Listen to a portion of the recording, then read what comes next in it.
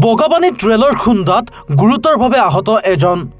জানিব পৰা মতে সুলেমান ওৰাং নামৰ লোকজনে লিডুলৈ যাবৰ হেতুকে ৰেল আলি কাষত বহি থকা অৱস্থাত ৰেলৱে কৰ্মত ব্যৱহাৰ হোৱা ৰেল বিভাগৰ গাড়ীয়ে মহতিয়াই নিয়াত সোঁ ভৰিখন কাটি টুকুৰা হৈ পৰে আৰু বাওঁ ভৰিখনতো আঘাতপ্ৰাপ্ত হয়।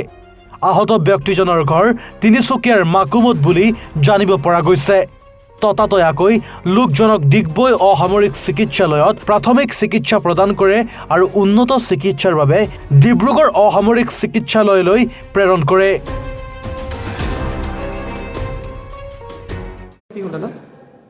মই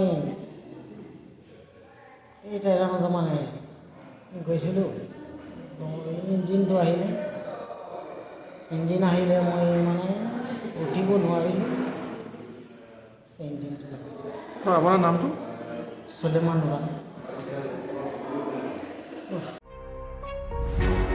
ডিগবৈৰ পৰা হিৰণ্য ৰাজবংশীৰ ৰিপৰ্ট, এনিবাৰত 24।